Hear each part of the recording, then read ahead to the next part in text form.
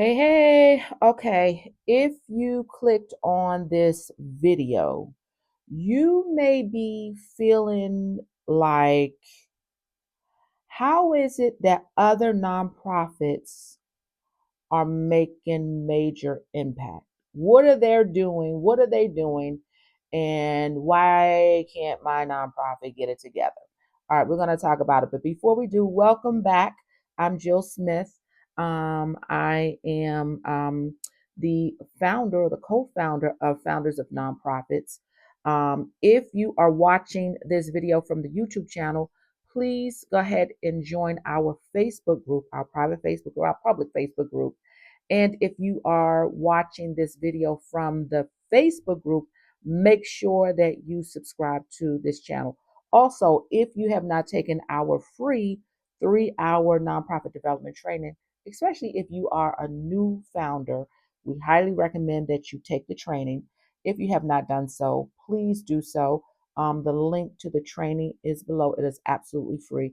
And if you need tools to help solidify your board, if you need all kinds of tools, consider the Activate Toolkit.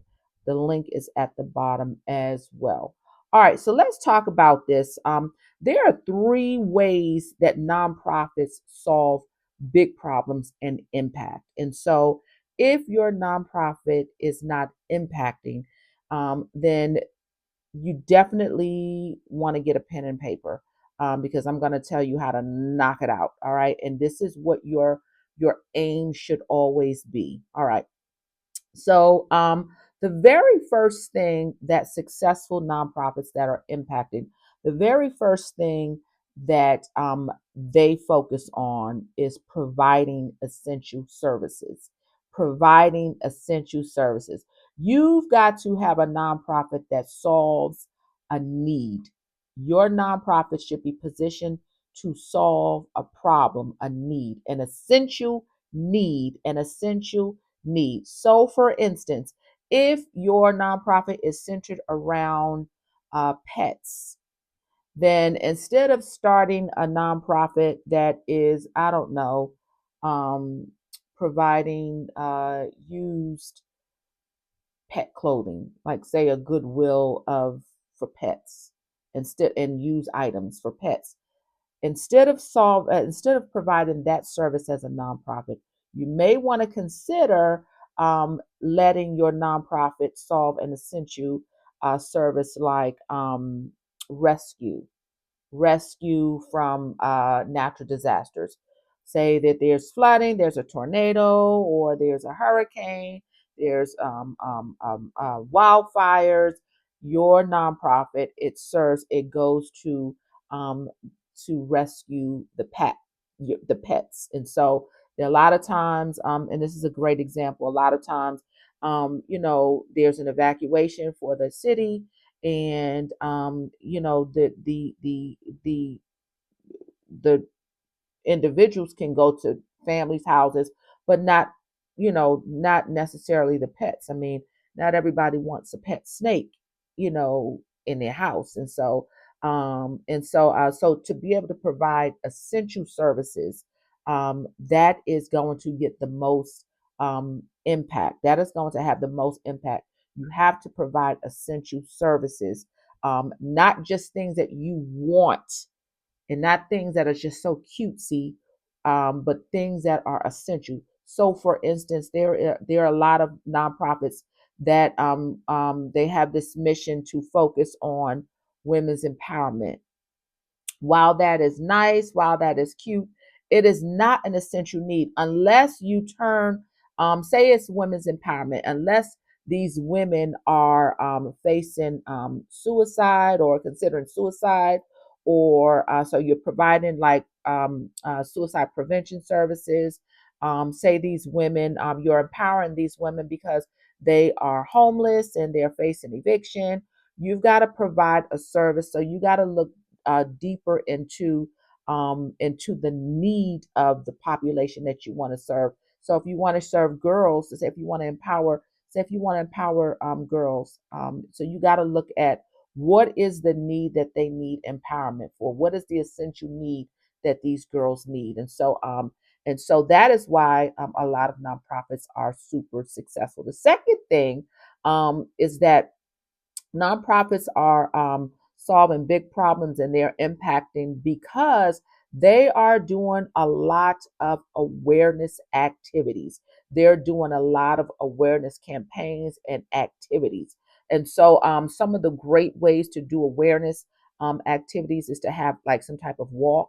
So, if your awareness, like my husband and I, our nonprofit focuses on the issue of loneliness and social isolation, then we will have an annual walk to talk about, what it is and the epidemic that is on a rise, and how many people are facing loneliness and experiencing loneliness, and we're, and so just giving some awareness about these issues. There's, like, for instance, there is, say, if you are anytime you're providing statistics, 1 in 6 this or 1 in 5 this, just continuously pushing the data out there, the issue out there, continuously making the public aware of the issue. Those are the nonprofits that are impacting. Those are the nonprofits that are solving big problems. Is because they are making the public continuously on a daily basis, making the public aware that this issue exists and it is rising. And the nonprofit is asking for support to help combat this issue. And so if your nonprofit is not actively doing awareness campaigns, no one knows what you're doing. We don't know what the problem you're solving. We don't know what the issue is. We don't know what essential services you're providing if we don't know the issue. So you've got to make us aware, consistently, continuously aware of the problem, aware of the issue. So that's the second thing that successful nonprofits do. The third thing, let me tell you something. Don't sleep on this one, but this is what a lot of nonprofits are doing. And the bigger ones, the successful ones, they have bought into this because they've raised enough funds to be able to invest in this. And let me just tell you this: a lot of it is not investing in money, it is investing in time. They are building communities. You have to build a community around your issue. Build a community. Those of you who have taken the six-figure nonprofit training, I've said this over and over and over and over and over and over again. You've got to build a community around your issue. You've got to build a community around your issue. And let me tell you, some of the great things about building a community is that the community grows larger and larger, and you'll be able to see even more issues, even more issues. My husband and I, we talk about this, we've talked about this before, but my husband and I, we, in addition to the founders of nonprofits, we have another community called A Goddard Dan Union, another channel. And it's like growing like wildflowers because there is a need, there's an issue centered around singles who desire to be married. There is an issue around singles who are feeling lonely. And so building that community is how our nonprofit was birthed, because in that community we started to see where the issues, were what the issues in that amongst that population is. And so that's where you start to, develop services, because you have a community that is talking about this being affected. And so whatever your population is, you need to build a community around that. And so there's many ways to build communities on social media. You can create a Facebook community, a Facebook page, a Facebook group. Of course, you can start a YouTube channel. You can do a private group where you meet on Zoom, but you have to build community around, to get those people who are affected. Say, for instance, you are targeting, you're providing essential services to empower women, but these are women who are, I don't know, who are experiencing domestic violence. You should create a community, say on Facebook, of, uh, women who are experiencing domestic violence. Create a community. Create a community, and also invite people in that community who have escaped domestic violence, abuse, and so create a community, a safe space.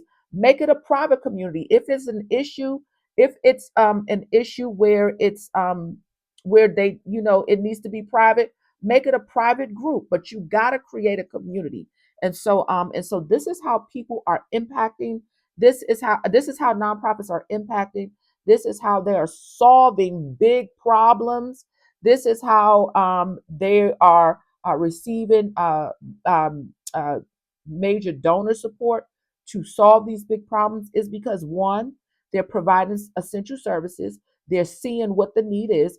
Two, they're providing awareness around the issue. And then three, they're creating community around the issue. All right. So let me know if that helps. Put your comments below. And yeah, I'll see you on the next video. All right.